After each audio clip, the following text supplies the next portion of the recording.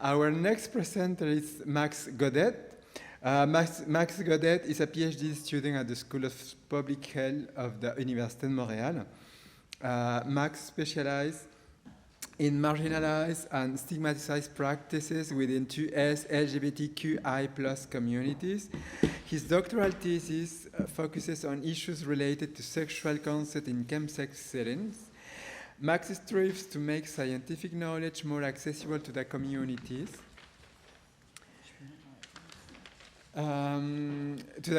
Concerned. Throughout his work, he has engaged with community-based organizations including CBRC, Max Ottawa, Réseau, and Egal Canada. As a queer researcher, his engagements are inspired by activism and motivated by values of empowerment, integrity, dignity, and social justice. So, thank you, Max. Thank you.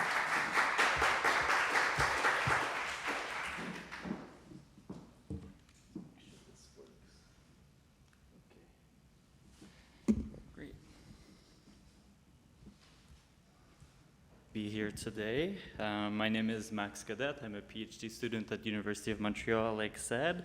I also am part of the Collab, which is a community-based and queer research lab based here in Montreal, which is directed by Olivier Ferlat.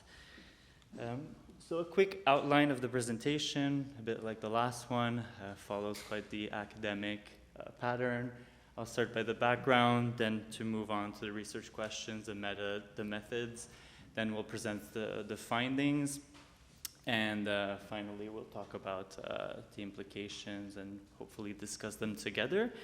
Today, the research I'm presenting is a part of a research project that I was the research assistant for, which we conducted at the beginning of the pandemic.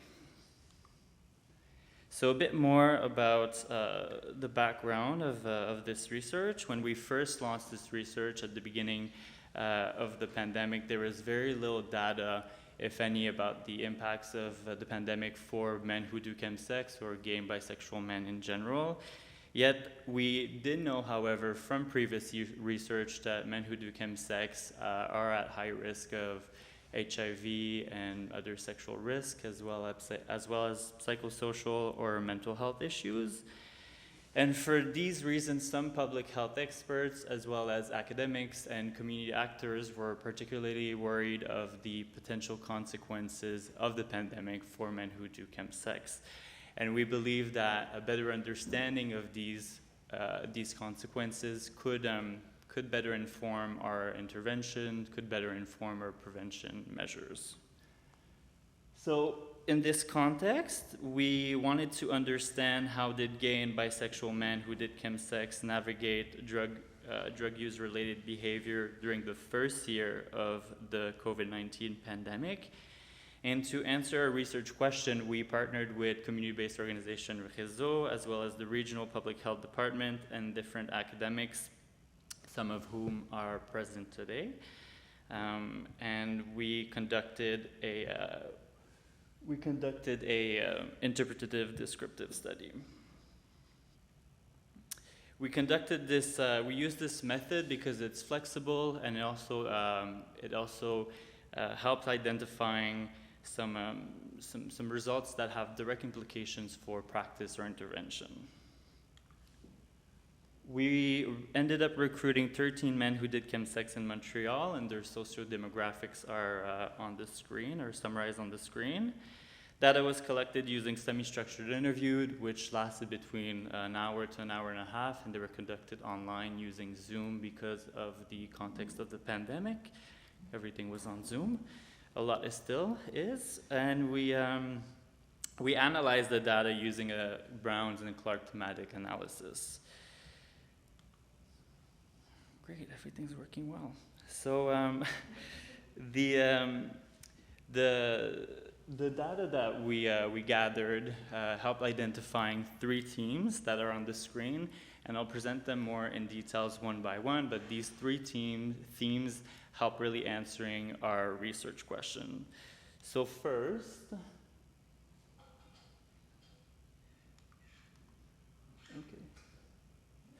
Okay, first, participants who had started the recovery process or recovery initiative prior to the pandemic, or those who really wanted to stop prior to the pandemic, explained that the pandemic helped them in their recovery process. It helped them stop using drugs by finding a grounded new normal. And this idea of new normality, or this idea of being grounded in it, was really felt through a feeling or a sense of self-rediscovery, a sense of safety, and a sense of revitalization. For many participants, the context of the pandemic became an opportunity to rediscover themselves. It became an opportunity to engage in introspection and to really reprioritize their life goals, to reprioritize their life in general, as it appears in Felix's quotation. Unfortunately, today I won't have time to read all of them, but I encourage you to do so while I speak. Participants also discussed that through this path of recovery and being grounded in this new normal, this was allowed because they felt a sense of safety. The pandemic created a context in which they were forced to be a lot more home, and home was experienced as a safe haven, away from potential triggers, away from potential stressors, so really helped them in their recovery process. Many participants also discussed experiencing financial security during the pandemic, which was really important for them.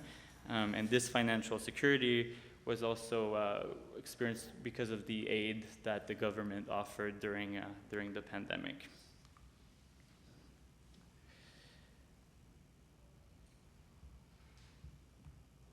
Sorry. My PowerPoint went a little crazy here. So home was also experienced as a source of revitalization, and this was explained through feelings that they were better able to take care of themselves at home. For example, Luke explained that he was able to meet his professional expectations. Now that he was working from home, he was able to meet his professional expectation while taking better care of himself and taking better care of his recovery. So for participants, this idea of self-care was really, really essential and really important to this idea of being grounded in this pandemic. And the second theme rather illustrates quite different findings or quite different experiences. For other participants, the pandemic had different impacts. The pandemic rather made them increase their drug use because they felt lost, they lost their routine, they lost their reference point. Participants talked about multiple ways that the pandemic disrupted their daily lives, like having to do school from home, which meant that they were constantly in a drug-related environment. And this was the case for Benoit. By the way, all these names are pseudonyms, they're not the real names of the participants, should have mentioned at the beginning. But for Benoit, he explained that he wouldn't normally use drugs when he was at school, but now that he was doing school from home, he had a lot more opportunity. So for these reasons, participants explained that they didn't have only more opportunity, but they also had more temptation. Being bored was often mentioned by participants, or having nothing else to do but to use drugs, and this led them to increase their drug use. The concept of time, money, and responsibility was also interestingly talked about by participants. They explained that because of the pandemic, they had a lot less responsibilities, yet they had more time, and they had the same amount of money, and for some even more because of the financial aid. So this context created again by the pandemic made them use more drugs. Losing the reference point for some participants was also experienced through their loss of their support system. For example, Leslie expressed that he was quite disoriented by the pandemic, and the strategies he had put in place prior to the pandemic to stay sober were disrupted with the COVID. So unfortunately, he had relapsed since, and he explained that strategies like going to crystal meth anonymous meetings was not possible, and he he unfortunately also increases his consumption during this time. The third theme, reflects that how the COVID-19 pandemic made some participants increasingly stressed and increasingly isolated. Men drug-related behavior were not more important, were not more frequent, but they were also more solitary. Men were using more alone. For some participants, using drugs had become a coping mechanism to deal with different feelings and different stressors of the pandemic, like anxiety, depression, and different stressful situation that was caused by the pandemic. Some participants also thought that their sexuality was being repressed by the socio-sanitary measures, and they felt as though they had to prioritize either their physical health by respecting the socio-sanitary measures and then preventing the virus, or their mental health by also engaging with their normal sexuality. Participants discussed their sexuality as an important dimension of their mental health, and this dilemma between having to deal with one or the other made some of them consume more by coping with this debate. However, some participants also continued meeting other men for chemsex, during the pandemic, but they were met with negative response by others, other men who have sex with men, specifically on gay dating apps like Grindr. Participants felt judged by others. They were called like criminals or killers on Grindr. And this stigma was added to a stigma that they experienced previously, which is related to drug use or related to stereotypes of a junkie, for example, which was experienced by participants even before the pandemics. So this double stigma generated a sense of shame among some participants, which contributed to further isolating them, which was the case for Paul, who started using drugs home alone during these times. These participants were indeed trapped in a vicious circle of isolation and drug use. They discussed how using drugs would isolate them, and how feeling isolated would make them use more drugs. And Willem, for example, explained that this vicious circle led him to avoid seeing his friends normally, or to see only people, friends with whom he consumed drugs. And on the long run, that made him increase his drug use. The problem with the pandemic is that it came to reinforce this vicious circle by further weakening these social bonds. For example, William voiced that the sanitary measure became the perfect excuse to stay isolated, to not see friends, and in consequence to use more substances. So to conclude, the COVID-19 pandemic brought about some important change in the participants' daily life, in which these had different impacts. We were pleasantly surprised to see that these impacts were not all negative. For some participants who had started a recovery process or who really wanted to stop using drugs, the pandemic created an environment in which they were better grounded to achieve these goals through a sense of safety, through a sense of rediscovery and revitalization. And these three key factors appear to be important for a stable recovery and might have important implications for practice or for intervention. However, the context created by the pandemic caused other participants to lose their routine, to lose their reference points by either putting them constantly in a drug-related environment, or having more opportunity, having more temptation, or losing their support system, which led them to increase their drug use. Finally, the pandemic put participants in a vulnerable state to which some cope with drug use. Participants were also faced with added stigma and shame, which further isolated them. So during these times, participants' drug use-related behavior were not only more frequent, but they were more solitary. I think it's interesting that spending significantly more time at home for some participants, it helped them decrease their drug use, as they felt it was a safe environment, while others rather consumed more drugs, as they felt that being constantly home was related to their drug use, and in consequence, made them use more drugs. Similarly, being alone allowed some participants to... Party starting early. So similarly, being alone allowed some participants to introspect and really help them in their recovery, while others experienced feeling of boredom and increased their drug use. And financial security was also a factor, whereas for some, they were able to really focus on themselves and focus on their recovery, while as other, it increased their drug use because they had more money, more time, yet less responsibility. This highlights the need for tailored intervention, even more so during the pandemic, which might contradict the one-size-fits-all approach that our government opted for during the pandemic, or at least at the beginning.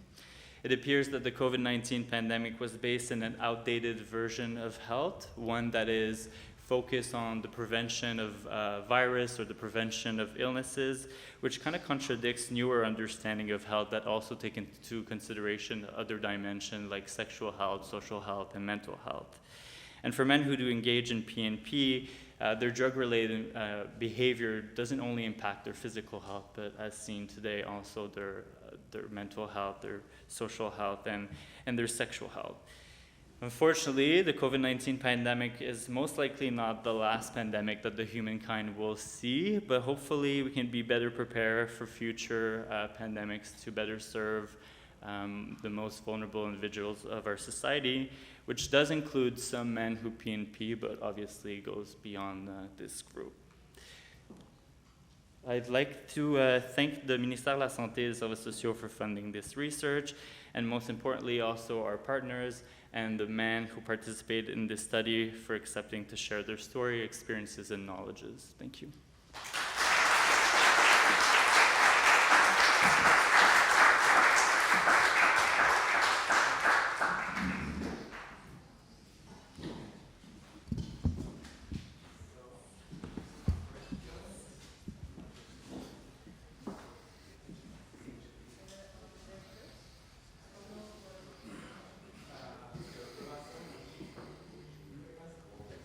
Hi, thank you for your presentation. We conducted a study, a quantitative study in France during the COVID-19 epidemic with researcher. It was on gay men engaging in chemsex, and there was a very interesting figure. There was some people who disclosed that they committed more violent acts than before the COVID-19 epidemic. So they increased the number of violent acts they would commit, and it's critical, I think, for mental health, that violence increased for some people, and they disclosed themselves they would commit more violent acts. I don't know if it's something you've seen also. No, we didn't. It wasn't a finding that was reflected within our data. It is an interesting fact, even more so that many people during the pandemic were isolated or alone. But that also reflects the data showing how violence within the household also increased during these times, or within relationships. So, but unfortunately, it wasn't something that was reflected within our data.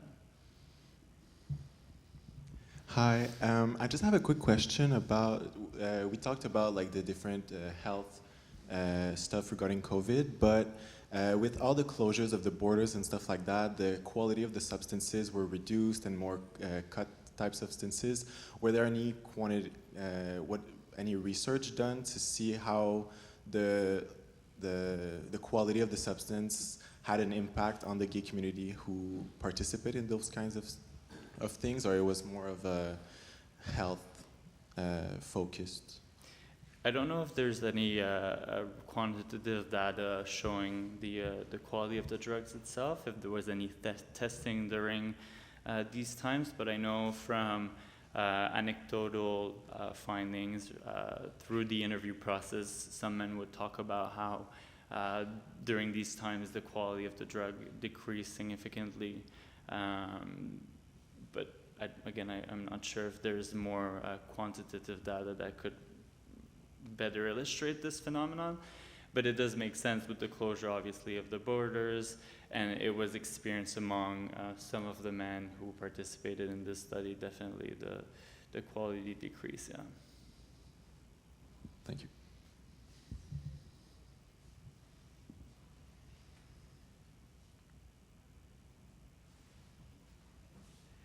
Thank you very much. Merci.